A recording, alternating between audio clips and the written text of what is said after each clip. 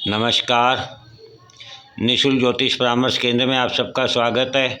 आज दिनांक 8 मार्च 2025 शनिवार। जैसा कि हमारा कुंडली अध्ययन पर विचार विमर्श चल रहा है, हमने वृश्चिक राशि तक का अध्ययन किया।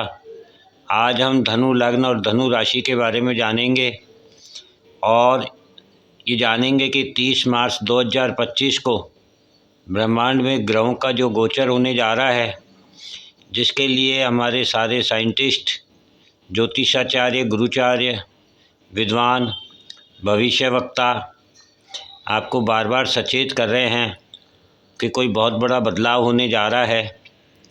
और आप देखेंगे, पाएंगे कि 14 जनवरी 2025 से ही आपको इस प्रकार के संकेत मिलना शुरू हो गया होगा। तो हम आज चर्चा करेंगे धनु लग्न और धनु राशि की। धनु लग्न और धनु राशि वालों को कैसा प्रभाव प्राप्त होने जा रहा है और उन्हें कैसे संकेत प्राप्त हो रहे हैं। तो हमने ये कुंडली बनाई है। इसमें चतुर्थ भाव में 12 नंबर लिखा हुआ है। वहाँ पर 6 ग्रह स्थित है: शनि, शुक्र, बुध, राहु, सूर्य, चंद्रमा। और छठे भाव में इनके गुरु है वृष राशि में, और सप्तम भाव में मंगल है 3 नंबर मिथुन राशि में, और 10वें भाव में 6 नंबर कन्या राशि में केतु है।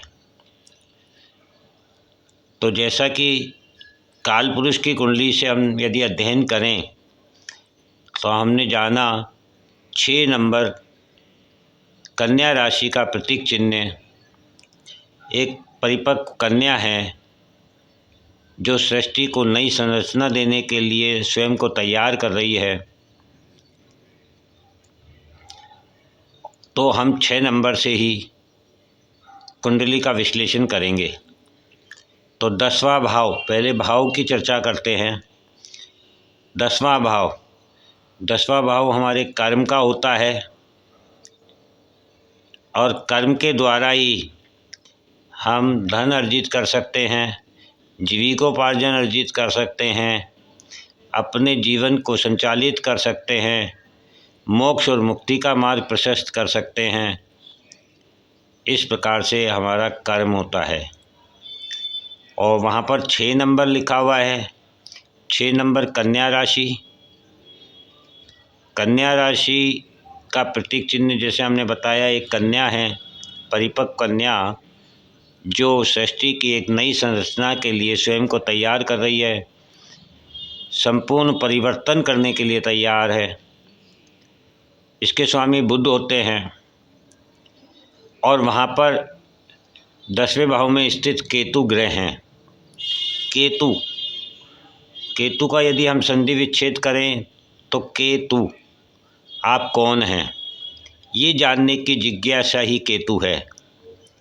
केतु मूल को दिखाते हैं, जड़ को दिखाते हैं, क्योंकि केतु के पास इंद्रियां नहीं है, ऊर्जा है।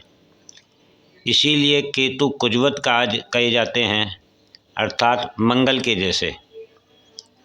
लेकिन केतु आध्यात्म के सबसे बड़े ग्रह हैं, क्योंकि यह स्वयं को जानने की इच्छा रखते हैं।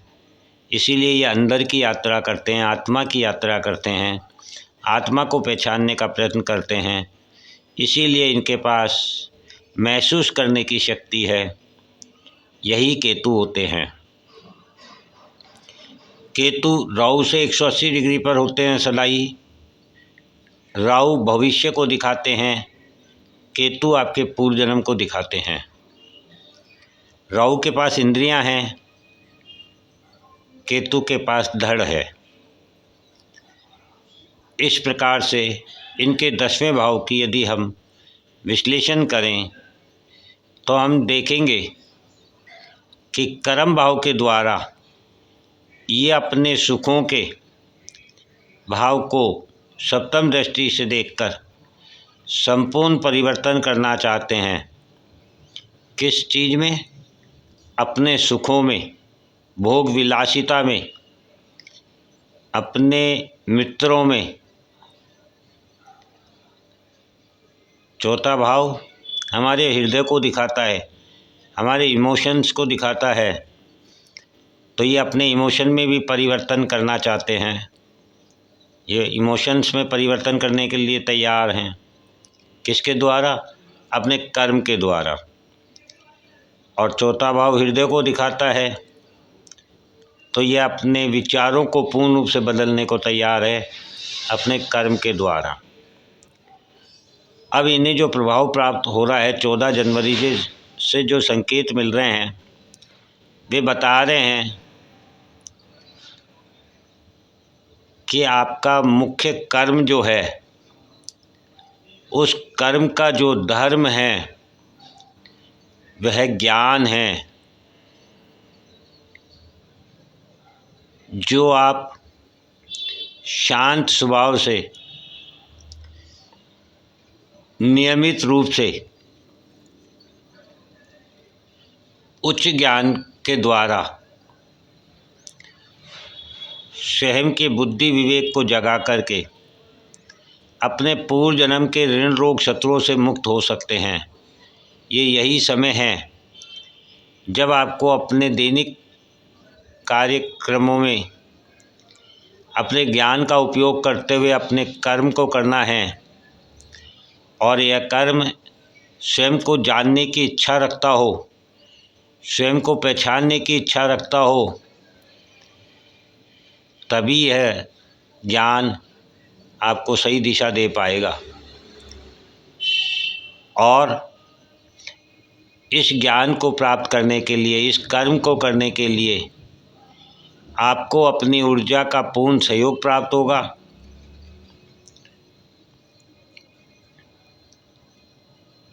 फिर वह चाहे आपके संतान के रूप में आपको प्राप्त हो, चाहे आपके बाहरी व्यक्तित्व के द्वारा प्राप्त हो, और चाहे आपके अपने अस्तित्व को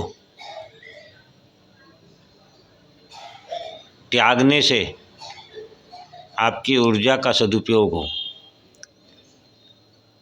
तो इस प्रकार का संकेत, इस प्रकार का प्रभाव धनु लग्न, धनु राशि वालों को प्राप्त हो रहा है। इसमें शुभ संकेत भी हैं और अशुभ संकेत भी हैं, क्योंकि हर पॉजिटिविटी के साथ नेगेटिविटी का होना आवश्यक है। अन्यथा पॉजिटिविटी का एहसास भी नहीं हो सकता। दिन का एहसास तभी है जब रात होती है। इसलिए पॉजिटिविटी ये है कि इन्हें एक अवसर प्राप्त हुआ है, ये अपने पूर्व जन्म के ऋण रोग शत्रुओं से मुक्त हो सकते हैं। इन्हें वह दिशा मिल सकती है, वह ज्ञान मिल सकता है, कोई गुरु मिल सकता है, अध्यात्म मिल सकता है, वह मार्ग प्राप्त हो सकता है, जिसके द्वारा ये अपने सुखों का त्याग करके अपने वास्तविक सुख को पहचान सकते हैं, वास्तविक मित्रों को पहचान सकते हैं और वास्तविक भोग विलासिता को पहचान सकते हैं और अपने पूर्व जन्म के ऋण रोग शत्रुओं से मुक्त हो सकते हैं। इस प्रकार से ये पॉजिटिविटी है इनके लिए। निगेटिविटी ये है कि ये यदि अपने सुख सुविधा पर ध्यान देते हैं, भोग विलासिता पर ध्यान देते हैं, मित्रों पर ध्यान देते हैं,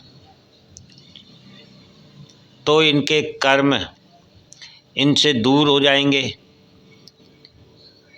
ये कर्म से विमुख हो जाएंगे। इनका ज्ञान इनके सुखों की इच्छाओं को पूर्ति करने में लग जाएगा, भौतिकता की ओर ले जाएगा,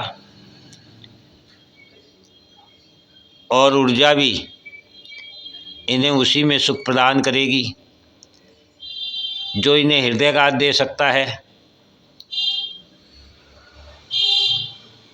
या इनके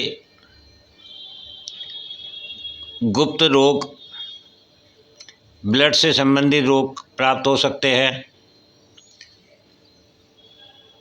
बुद्धि और विवेक का दुरुपयोग हो सकता है और हर व्यक्ति इन पर भारी हो जाएगा।